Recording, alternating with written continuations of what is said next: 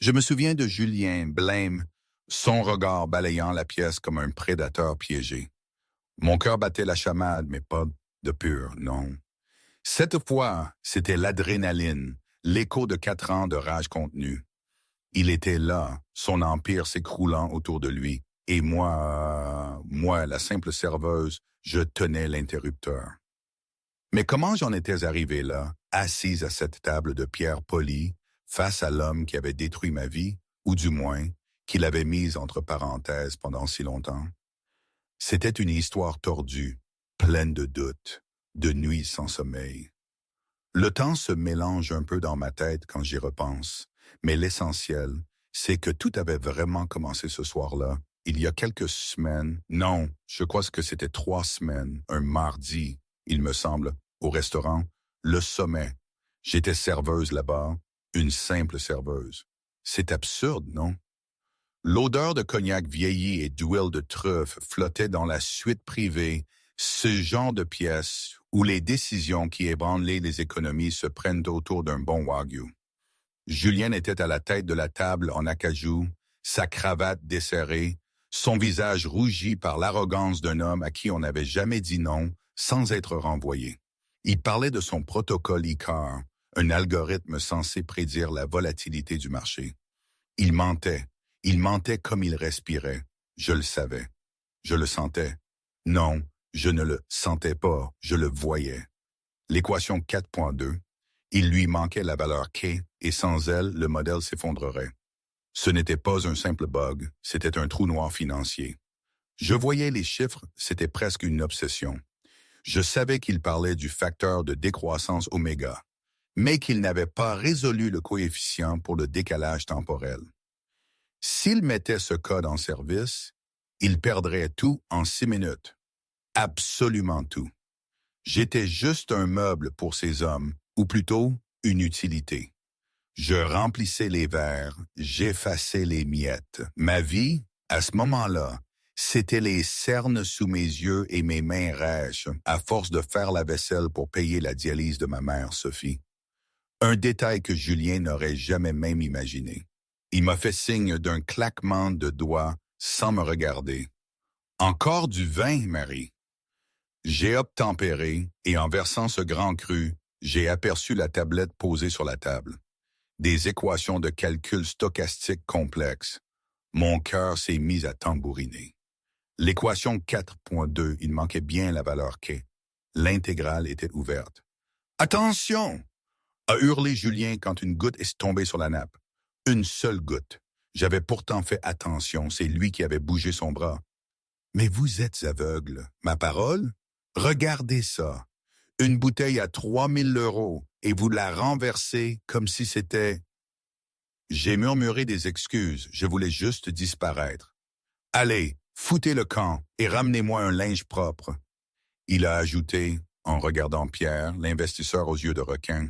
« Dur de trouver de la bonne aide, n'est-ce pas?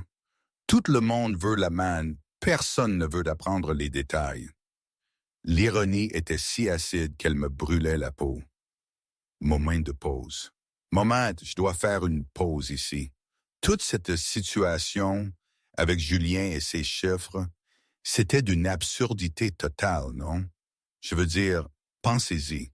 Un mec qui se pavane avec un algorithme volé, qui ne comprend même pas la base de ce qu'il vend. Et moi, coincé à nettoyer ses dégâts et à l'entendre déblatérer sur les détails, quand moi seul avais la clé. Dans ma tête, je me disais, mais qu'est-ce qu'ils fabriquent? Ils vont tout perdre. C'était comme regarder un accident de voiture au ralenti, sauf que l'accident était financier et allait emporter des millions. Et si je parlais, je savais que je perdais mon job, le seul filet de sécurité que j'avais pour ma mère. La peur était omniprésente, un nœud constant dans mon estomac. Mais il y avait aussi cette rage sourde, cette injustice que je portais depuis 4 ans. Est-ce que vous auriez gardé le silence, vous? Je ne sais pas. Vraiment, je ne sais pas ce qui était le plus fou. Leur aveuglement ou ma propre audace. Quoi qu'il en soit, l'histoire ne fait que commencer. Alors que je me dirigeais vers le chariot de service, Pierre s'est exprimé, me tirant de mes pensées sombres. Julien, regardez la ligne sept, le dérivé de la surface de volatilité. Ça ne converge pas. Si X approche 0, tout le modèle renvoie une erreur.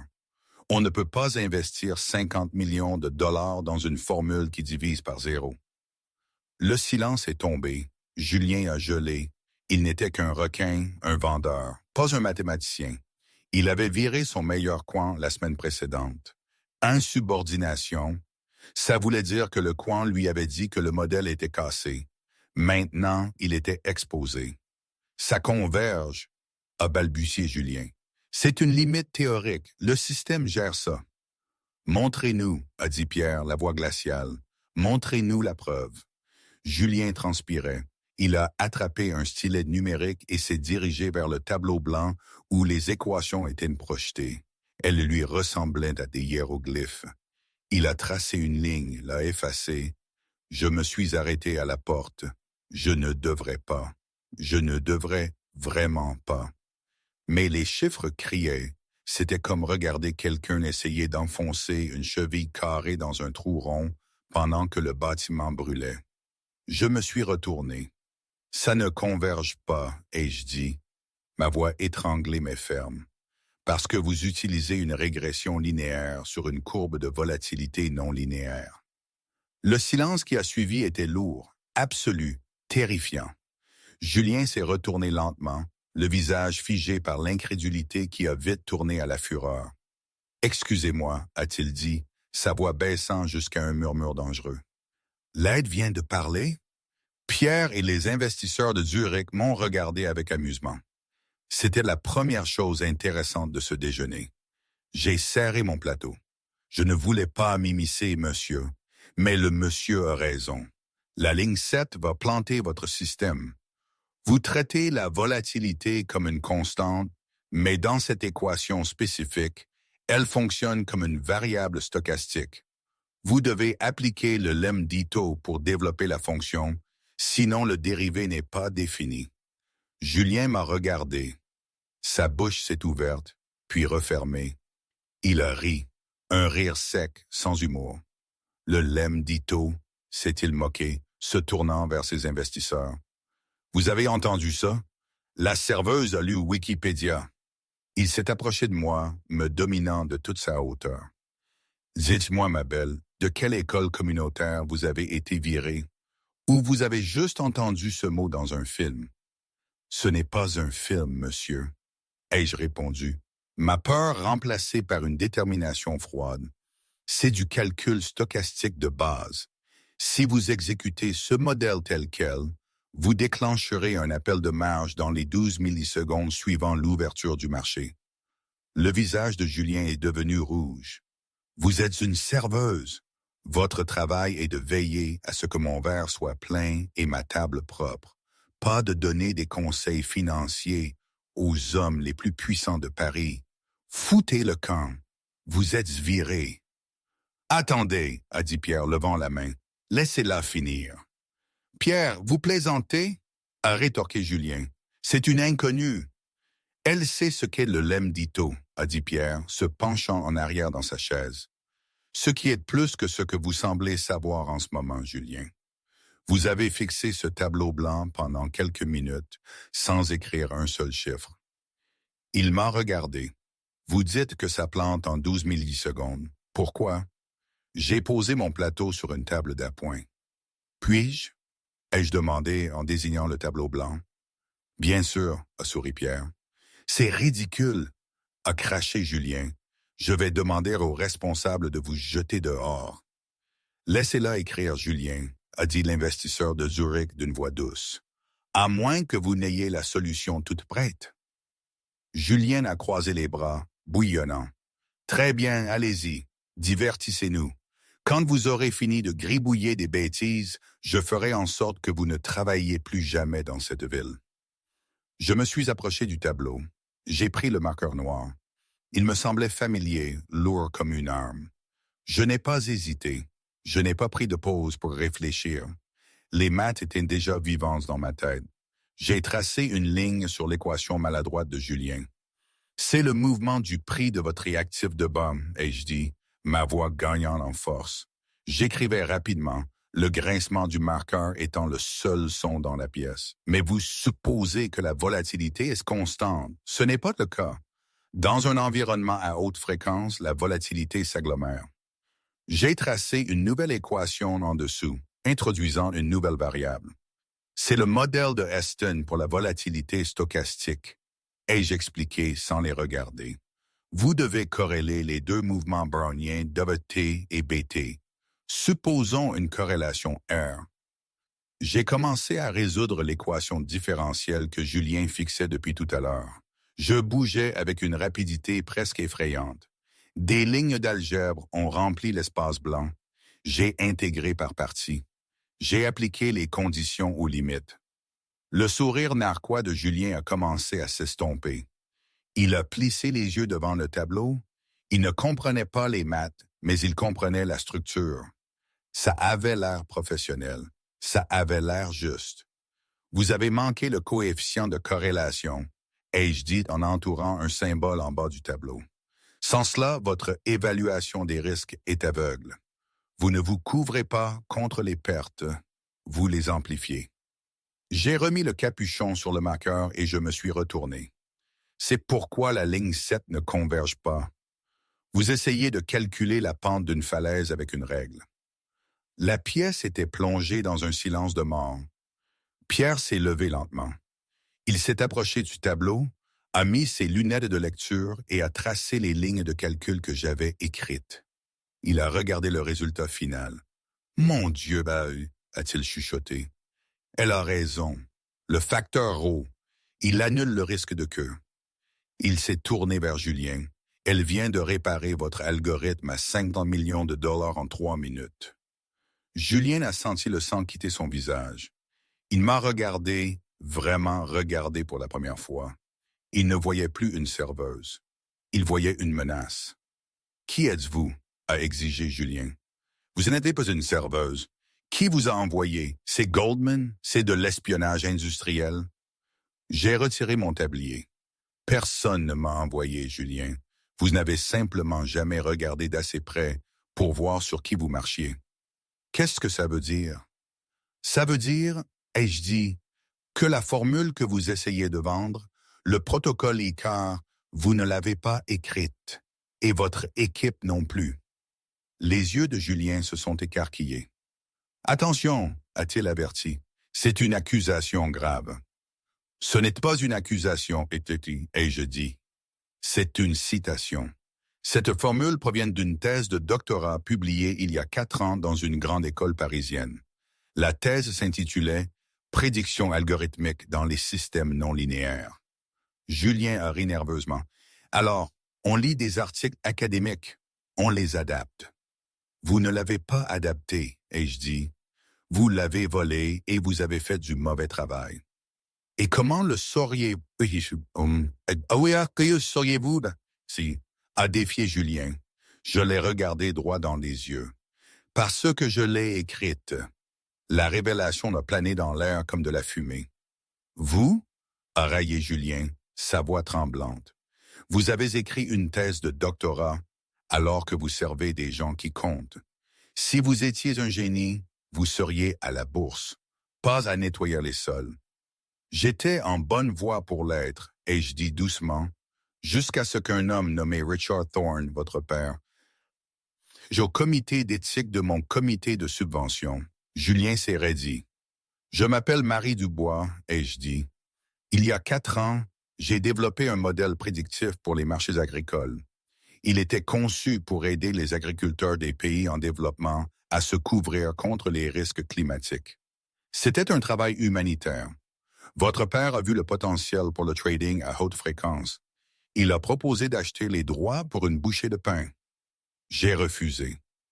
J'ai fait un pas vers la table. 2 semaines plus tard, j'ai été accusé de plagiat. Mes données ont été effacées des serveurs de l'université. Ma bourse a été révoquée.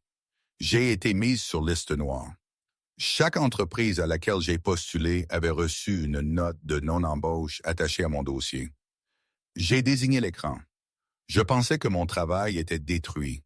Mais clairement, votre père en a gardé une copie. Il vous l'a donnée. Mais il ne vous a pas donné la clé, le chiffre qui fait fonctionner les variables du chaos. C'est pourquoi vous échouez depuis 6 mois. Vous avez le moteur, mais vous n'avez pas l'allumage. Pierre a regardé de moi à Julien. Le scepticisme sur son visage avait disparu, remplacé par le calcul froid d'un homme regardant un navire sombrer. « Julien, a dit Pierre. « C'est vrai? »« Bien sûr que non, a hurlé Julien. « Ment, c'est une inconnue aigrie. Elle a probablement cherché mon nom en ligne, a découvert qui était mon père et a concocté cette histoire larmoyante. » Julien a attrapé son téléphone. « J'appelle la sécurité. Je veux qu'elle soit arrêtée pour harcèlement et espionnage industriel. » « Appelez-les, ai-je dit calmement. Mais avant qu'il n'arrive, posez-vous une question. Pouvez-vous résoudre l'équation 4.2 sans moi? Julien s'est figé, son pouce a plané au-dessus de l'écran. Monsieur Pierre, ai-je dit, me tournant vers l'investisseur. Si vous investissez dans Thorn Vanguard aujourd'hui, vous perdrez votre capital d'ici vendredi. Mais les maths sur ce tableau, la version corrigée qui fonctionne, c'est valide. Je peux le voir, a dit Pierre. C'est brillant. Je suis prêt à le prouver, ai-je dit. Pas sur un tableau blanc, mais sur le marché. Julien a claqué sa main sur la table. Vous ne ferez rien de tel. C'est mon équipement, mes données propriétaires. En fait, a dit l'investisseur de Zurich, son accent lourd, le terminal appartient à la firme Julien. Mais le capital, les 50 millions de dollars que nous étions sur le point de signer, sont toujours les nôtres tant que l'encre n'est pas sèche. L'investisseur suisse a sorti un ordinateur portable de sa mallette. Il a ouvert une interface de trading. Nous avons un environnement de test en direct, a-t-il dit. Nous pouvons entrer les paramètres tout de suite. Le marché ferme dans 30 minutes. Il a regardé Julien puis moi. Julien dit que la serveuse devine. La serveuse dit que Julien est un voleur. L'investisseur a souri finement. J'aime les paris. Voyons qui a raison. C'est insensé, a sifflé Julien. Vous allez laisser une serveuse trader avec votre compte de démonstration? Je vais laisser l'auteur du code exécuter le code, a corrigé Pierre. Il m'a regardé. Mademoiselle Dubois, si vous pouvez générer un alpha positif dans les 20 prochaines minutes, en utilisant votre formule, non seulement je vous croirai, mais je vous embaucherai sur le champ et je lancerai une enquête sur les allégations de plagiat contre vous. Et si elle échoue, a demandé Julien, un sourire cruel retrouvant son visage. Si j'échoue, ai-je dit, je signerai un accord de confidentialité déclarant que j'ai menti et je n'en parlerai plus jamais. Vous pourrez me poursuivre pour tout ce que je n'ai pas. Deal, a dit Julien instantanément. Il savait que le marché était volatile aujourd'hui. La BCE venait de publier les minutes des taux d'intérêt. Aucun algorithme ne pouvait survivre aux eaux agitées des 30 dernières minutes de trading, à moins d'être parfait, et il refusait de croire que j'étais parfaite. Je me suis approché de l'ordinateur portable de l'investisseur suisse. Je me suis assise. La chaise en cuir était moelleuse, un contraste saisissant avec les tabourets durs de la cuisine. J'ai craqué mes jointures. Je ne me battais pas seulement pour un emploi. Je me battais pour mon nom. Je me battais pour les 4 années de ma vie que la famille Thorn m'avait volées. J'ai ouvert le terminal. J'ai affiché la ligne de commande. Mes doigts sont volés sur le clavier. Je n'ai pas utilisé la souris. J'ai codé le correctif de volatilité directement dans le script d'exécution. Entrer des paramètres Eston Dubois, ai-je murmuré pour moi-même. Je les ai nommés d'après moi. Julien a ri. Que c'est mignon. Regardez l'écran, Julien, a dit Pierre. J'ai appuyé sur Entrée. L'algorithme a démarré. Sur le grand écran, un graphique est apparu. Une ligne rouge représentait le CAC 40 qui plongeait. Une ligne verte représentait mon portefeuille. Pendant les 10 premières secondes, rien ne s'est passé. La ligne verte est restée plate. Nul, a dit Julien. Ça n'exécute rien. Attendez, ai-je dit. Soudain, la ligne verte a grimpé, à la verticale. Quoi? A haleté Julien. L'algorithme avait identifié une opportunité de micro-arbitrage sur les contrats à terme de devises que les traders humains avaient manqué. Il a acheté et vendu en 3 millisecondes. Bénéfice? 14 000 euros. De la chance, a craché Julien. La ligne a grimpé à nouveau. Puis encore. C'était une échelle vers le ciel. Pendant que le marché s'effondrait, mon algorithme vendait à découvert la volatilité, utilisant ce même risque de queue que Julien craignait comme une échelle pour grimper plus haut. Bénéfice, 120 000 euros. Bénéfice, 340 000 euros. En 5 minutes, le compte de démonstration était en hausse de 2,4%. Dans le monde du trading à haute fréquence, c'était l'équivalent d'un miracle.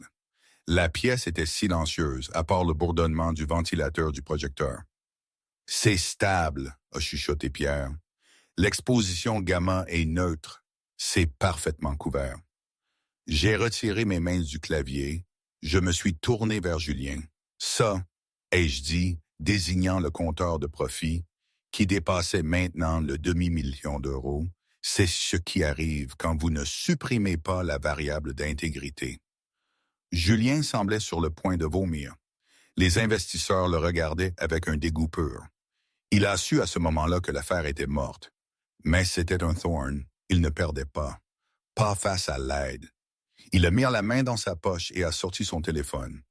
Il a envoyé un SMS à son chef de la sécurité. Code rouge dans la salle Onyx. Retirez l'intruse immédiatement. Utilisez la force si nécessaire. Il m'a regardé avec un sourire de requin. Bien joué. Vous avez prouvé que vous savez coder. Mais vous avez oublié une chose, Marie. Quoi? Ai-je demandé. Vous êtes en infraction, a dit Julien, et vous venez d'accéder à un terminal financier sécurisé sans licence. C'est un crime fédéral. Les portes de la suite privée se sont ouvertes en claquant. 3 gros agents de sécurité en costume sombre sont entrés. « Dégagez-la !» a ordonné Julien en me désignant du doigt, et confisquez cet ordinateur portable comme preuve. Les gardes se sont jetés sur moi. La transition du triomphe professionnel à la violation physique a été instantanée. Un instant, j'étais l'architecte d'un miracle financier. L'instant suivant, des mains lourdes me serraient les biceps, me traînant loin de la lumière de l'écran de l'ordinateur portable. « Lâchez-moi » ai-je crié, me débattant instinctivement. Le tablier que je portais encore s'est tordu autour de ma taille. « Doucement, ma jolie » a grogné le chef des gardes, serrant ma prise jusqu'à me faire une douloureuse ecchymose. « Monsieur Thorne a dit de retirer l'intruse. Vous êtes en infraction. » Pierre s'est levé, sa chaise raclant bruyamment sur le marbre. « Julien, c'est inutile. Rappelez-les. Nous pouvons résoudre cela comme des gens civilisés. » Julien s'est placé entre Pierre et les Schwaden, un mur suffisant de laine italienne coûteuse. Il a pris son verre de vin, faisant tournoyer le liquide sombre. « Mais nous n'avons pas affaire à des gens civilisés, Pierre. Nous avons affaire à une voleuse, une ancienne employée mécontente qui a fait irruption dans une réunion privée. Vous l'avez entendu admettre avoir accédé au terminal sans autorisation. C'est un crime grave. » Il a pris une lente gorgée de vin, ses yeux brillants sur le bord du verre alors que j'étais traîné vers la sortie. « Vous vouliez du drame, Pierre. Vous l'avez eu, mais le spectacle est terminé. Les adultes ont des affaires à conclure. » J'ai cessé de me débattre. C'était indigne et, plus important encore, inutile. J'ai regardé par-delà les épaules musclées des agents de sécurité, croisant le regard de Julien une dernière fois. « Vous n'avez pas gagné, Julien. » ai-je dit, ma voix terriblement calme au milieu du chaos. « Vous avez juste appuyé sur le bouton pause. Les maths ne mentent pas. Et maintenant, ils l'ont vu. »« Dégagez-la de ma vue !» a grogné Julien, son sang-froid craquant une seconde. Les portes de la suite privée se sont refermées derrière moi, coupant l'odeur d'huile de truffe et d'argent. Je suis retombé dans la dure réalité de mon existence. J'ai été traîné à travers la salle à manger principale du sommet. Des clients en perles et costumes sur mesure, leurs fourchettes à mi-chemin de leur bouche, se sont arrêtés pour regarder le spectacle. La serveuse laides, emmenées comme de vulgaires ordures. Mon manager m'attendait près des portes de la cuisine, le visage pourpre de rage apoplectique. Vous êtes viré, Dubois, évidemment. Ne pensez même pas à demander votre dernier chèque. Il couvrira les dommages à la réputation de M. Thorne. Ils ne m'ont pas fait sortir par la porte d'entrée. Ils m'ont traîné à travers la cuisine bouillonnante et chaotique, devant les cuisiniers qui détournaient le regard, devant les plongeurs qui aspergeaient d'eau brûlante les assiettes. Ils m'ont jeté par l'entrée de service arrière, dans une ruelle sordide remplie de poubelles débordantes. L'air frais du soir a frappé mon visage en sueur. Le chef des gardes m'a poussé en avant et je suis tombé, écorchant la paume de mes mains sur l'asphalte rugueux. « Restez à terre et ne revenez plus », a craché le garde. « Si M. Thorne revoit votre visage près de ce bâtiment, nous ne serons pas aussi gentils la prochaine fois. » La lourde porte d'acier a claqué avec un bruit de finalité. J'étais agenouillé sur le pavé sale, fixant mes paumes ensanglantées. L'adrénaline s'est effondrée, remplacée par une vague écrasante de désespoir. Je n'étais pas juste de retour à la case départ. J'étais en négatif, viré, encore plus sur liste noire, et Julien avait raison. J'avais techniquement enfreint la loi en touchant cet ordinateur. Mon téléphone a vibré dans ma poche. C'était un SMS de l'aide-soignante de ma mère. Marie, la pharmacie a appelé. La quote part pour le nouveau médicament rénal a augmenté. Nous avons besoin de 800 € d'ici vendredi, sinon ils ne le rempliront pas. J'ai fermé les yeux et j'ai laissé échapper une respiration haletante qui s'est transformée en sanglots. Les équations brillantes, les lignes vertes qui s'envolaient sur le graphique, le regard d'admiration sur le visage de Pierre, tout cela me semblait une hallucination maintenant. La réalité, c'était l'odeur des ordures pourrissantes dans une ruelle et un compte bancaire vide. Parfois, quand je n'arrivais pas à dormir, je repensais à mon père. À la façon dont il disait toujours « Ne fais confiance à personne dont la promesse est trop belle ». Il parlait des marchands au marché, mais maintenant je le comprenais différemment. Le luxe, les promesses de Julien, tout cela semblait trop beau, trop parfait, et la perfection n'existe pas. Ça, je l'avais appris à la dure. Les blessures de ma main me rappelaient qu'il y a toujours un revers, même à ce qui semble un moment de gloire. J'ai passé la nuit dans un café ouvert 24h/24, dessinant des équations sur des serviettes, juste pour empêcher mon cerveau de se dévorer lui-même. C'était 3 heures du matin, je crois. Ou était-ce 4 heures? Je n'en suis plus très sûr. Mon corps était engourdi par la fatigue et le froid. À 7 heures, la lourde porte de la cellule a claqué. Un gardien a appelé mon nom. « Dubois, vous avez été libéré sous caution. » J'ai cligné des yeux, groggy et confuse. « Caution? Je n'ai personne qui puisse payer une caution. C'était combien? » 50 000 €. Le chèque de banque vient d'être compensé. Vous êtes libre de partir en attendant votre comparution. 50 000 €. C'était un chiffre impossible. J'ai été libéré. On m'a donné mes maigres possessions dans un sac en plastique. Je suis sorti du commissariat sous le soleil aveuglant du matin. Une Bentley noire était garée sur le trottoir. La vitre arrière s'est baissée. « Montez, mademoiselle Dubois », a dit Pierre. Je l'ai regardé, le requin de la salle de conférence. « C'est vous qui avez fait ça ?» ai-je demandé, serrant mon sac en plastique. « J'ai investi 50 000 € dans un actif en difficulté ce matin », a dit Pierre calmement. « J'attends un retour sur cet investissement. Montez. Nous n'avons pas beaucoup de temps avant l'ouverture du marché. » J'ai hésité. Cet homme faisait partie de ce monde, le monde qui écrasait des gens comme moi. « Pourquoi ?» ai-je demandé. « Parce que je déteste perdre de l'argent plus que je déteste avoir tort », a dit Pierre. « Et Julien Thorne est sur le point de me faire perdre beaucoup d'argent. Vous êtes les seules personnes qui puissent l'arrêter. » Je suis monté. L'intérieur sentait le cuir riche, un contraste saisissant avec la cellule de prison. « Où allons-nous » ai-je demandé tandis que la voiture s'engageait dans la circulation. « Au siège de Thorne Vanguard », a dit Pierre. Nous avons une réunion à 9 heures. Nous allons la faire capoter. Je ne peux pas y aller, ai-je dit, la panique montant. Julienne me fera arrêter de nouveau sur place. Je suis déjà sous le coup d'accusations criminelles.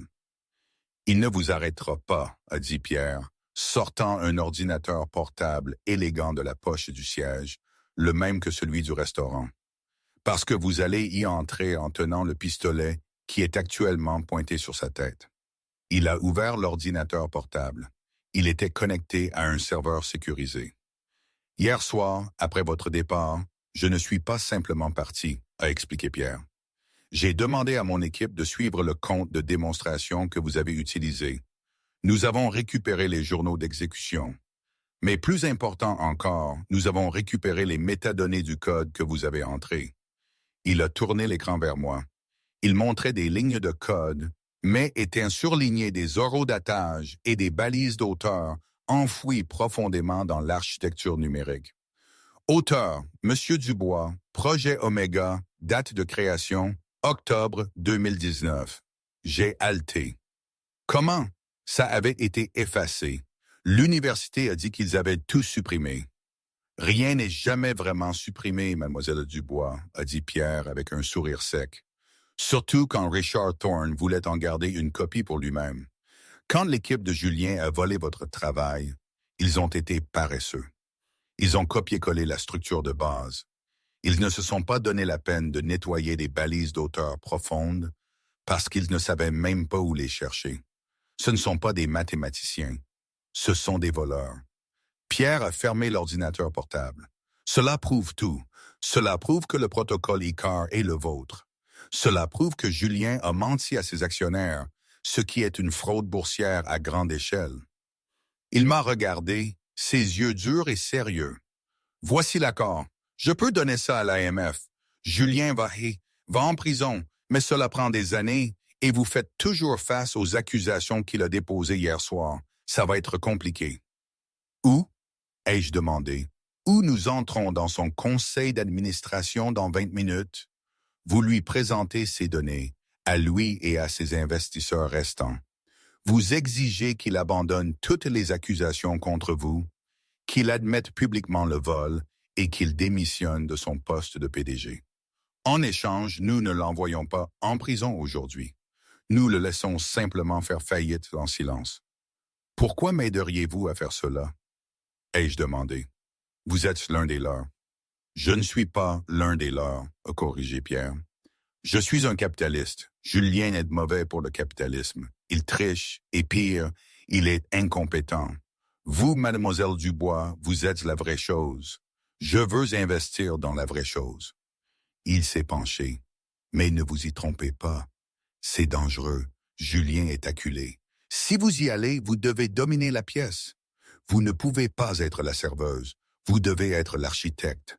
Pouvez-vous faire ça? J'ai baissé les yeux sur mes mains. Les écorchures étaient encore vives. J'ai pensé à la cellule de prison. J'ai pensé aux médicaments de ma mère. J'ai pensé à 4 années de honte. J'ai levé les yeux vers Pierre et le feu qui avait brûlé au restaurant était de retour, plus ardent cette fois. Allons le faire tomber, ai-je dit. Retour à la scène d'ouverture. La confrontation finale. Le conseil d'administration de Thorne Vanguard Capital était au 60e étage, encastré dans du verre, offrant une vue panoramique sur une ville qui adorait l'argent. Julien se tenait à la tête d'une immense table en pierre polie. Il avait l'air épuisé. Ses cheveux habituellement parfaits étaient légèrement de travers, et il y avait une énergie maniaque dans ses yeux. Assis autour de la table se trouvaient les représentants du fonds Sterling, 3 hommes à l'air sévère en costume sombre, et le groupe de Zurich qui semblait impatient. Les retards sont purement administratifs, disait Julien, sa voix un peu trop forte. La vérification préalable que M. Pierre a demandée est en cours, mais je vous assure que le protocole ICAR est une technologie Thorne exclusive. Nous sommes prêts à accepter votre injection de capital et à commencer le trading immédiatement. Nous allons attendre Pierre, a dit le principal investisseur Sterling en consultant sa montre. Il contrôle la plus grande tranche de l'investissement. Nous ne bougeons pas sans lui. Pierre a eu la frousse, a raillé Julien. Il vieillit. Il a perdu son audace pour le vrai risque. Nous n'avons pas besoin de lui. Les doubles portes à l'autre bout de la pièce se sont ouvertes en grand. En fait, Julien, a retenti la voix de Pierre à travers la pièce. Je pense que si. Pierre est entré, confiant et imposant, mais tous les regards se sont instantanément tournés vers la personne qui marchait à ses côtés. C'était moi. Je ne portais plus d'uniforme de serveuse. Pierre avait fait un arrêt en chemin. Je portais un blazer marin impeccablement coupé sur une blouse blanche, un pantalon foncé et des talons qui claquaient avec autorité sur le sol de pierre. Mes cheveux étaient tirés en un chignon strict. La transformation était saisissante. Je n'avais pas l'air d'une aide. J'avais l'air d'une PDG en attente. Julien a laissé tomber le pointeur laser qu'il tenait. Il a claqué bruyamment sur le sol. « Sécurité !» a hurlé Julien, claquant sa main sur le bouton de l'interphone sur la table. « Faites venir la sécurité ici. L'intruse est de retour. »« Annulez ça !» a dit l'investisseur Sterling principal d'une voix sèche. « Laissez-les entrer, Julien. Je veux entendre ça. C'est une criminelle. Je l'ai fait arrêter hier soir, » a crié Julien, perdant le contrôle. « Et je l'ai libérée sous caution ce matin, » a dit Pierre calmement, tirant une chaise pour moi au centre de la table, directement en face de Julien. Je me suis assise. Je n'ai pas regardé la vue. Je n'ai pas regardé les investisseurs. J'ai croisé le regard de Julien.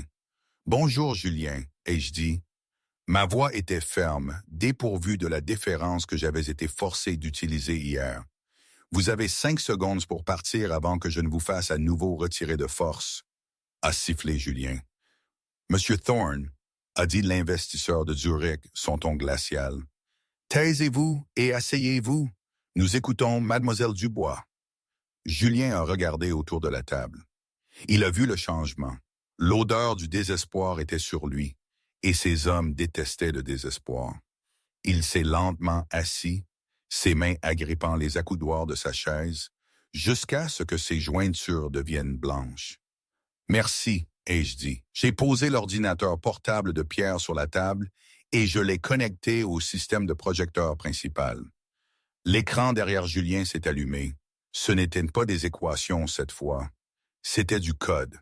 Des lignes de langage de programmation brutes et denses. Hier, on vous a dit que le protocole ICAR était une percée développée par l'équipe quantitative de Julien.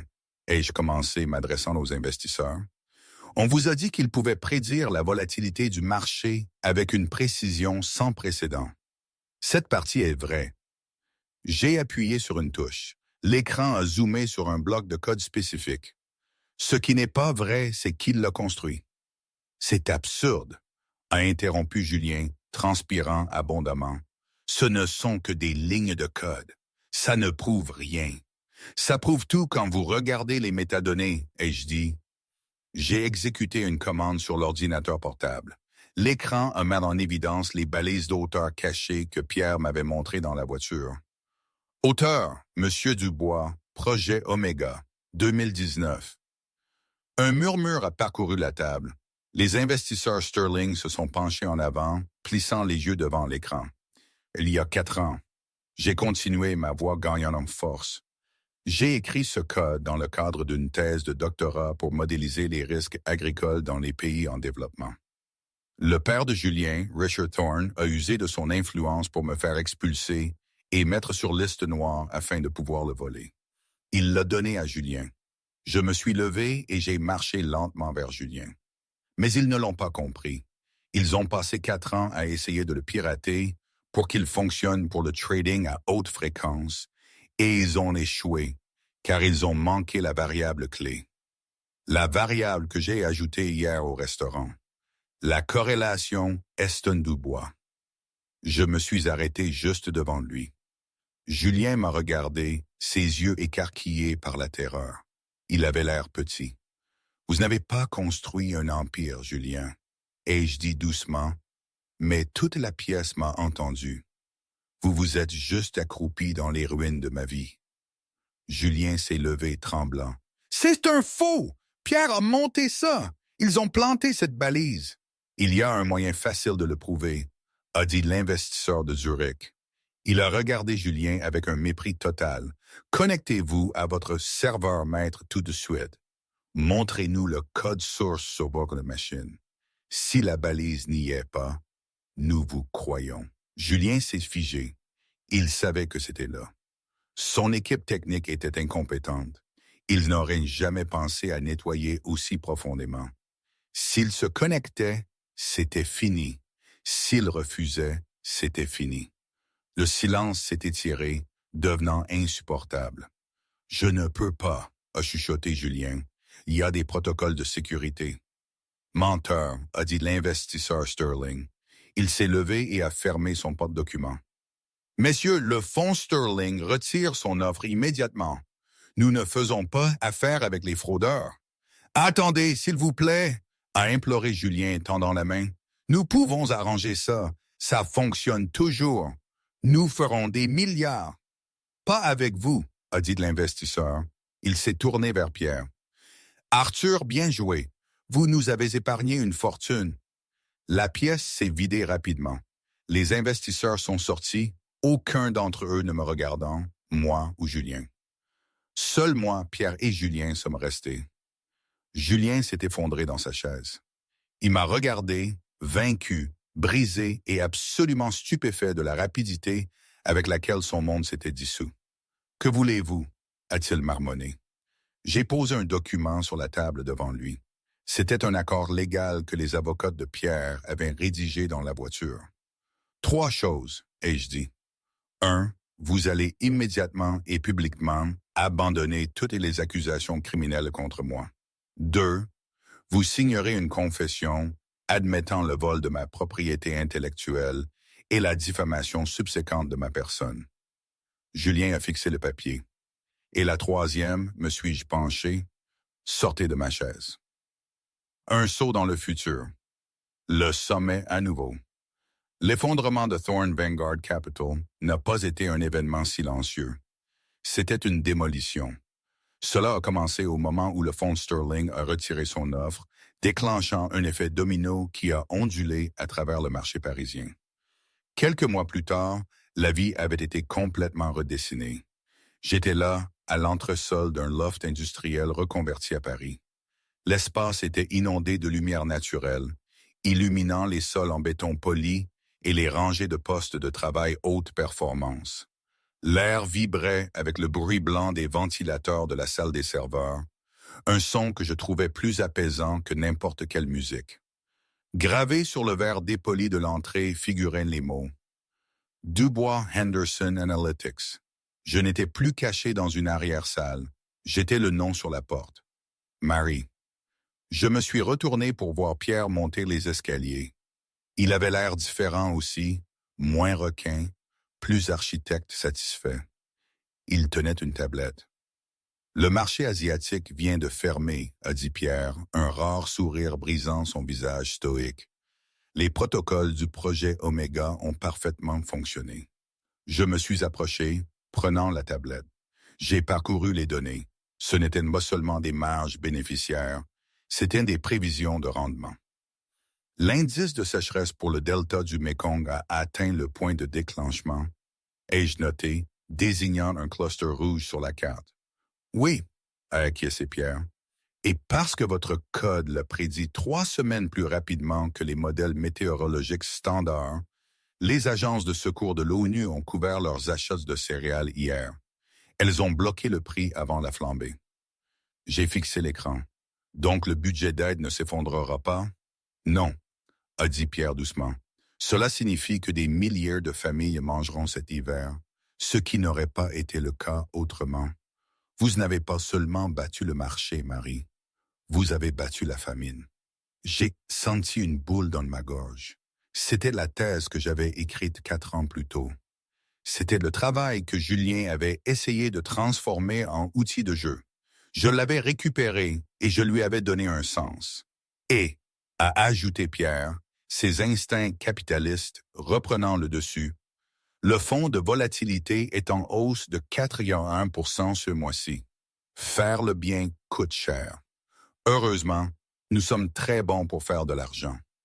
Nous devons embaucher 2 autres camps juniors, ai-je dit, passant en mode PDG. L'apport de données devient trop lourd pour l'équipe actuelle. J'ai déjà posté l'annonce, a dit Pierre. Au fait, vérifiez les exigences que j'ai écrites. J'ai touché l'écran pour voir l'offre d'emploi. Sous qualification, Pierre avait écrit en gras. Diplômes des grandes écoles sont facultatifs. Capacité à résoudre des problèmes non linéaires sous pression est obligatoire. Nous ne nous soucions pas d'où vous venez. Nous nous soucions de ce que vous pouvez faire. J'ai souri. Parfait. Maintenant, a dit Pierre en consultant sa montre, prenez votre veste. Nous avons un rendez-vous. Je croyais que nous avions dégagé l'agenda. Ce n'est pas des affaires, a dit Pierre, boutonner sa veste. C'est une célébration. Et j'ai fait une réservation très spécifique. 20 minutes plus tard, une voiture noire s'est arrêtée devant le sommet. J'ai figé sur le trottoir. Je n'étais pas revenu ici depuis la nuit où j'avais été traîné à travers la cuisine. L'auvent doré semblait le même. Le voiturier était le même. L'odeur d'ail rôti coûteux et de gaz d'échappement a déclenché un souvenir fantôme d'adrénaline et de honte. « Vous n'êtes pas obligé, » a dit Pierre gentiment. « Nous pouvons aller ailleurs. » J'ai redressé mon blazer. Il était en soie, parfaitement ajusté à ma silhouette. J'ai touché les boucles d'oreilles en perles que je m'étais offertes la semaine dernière.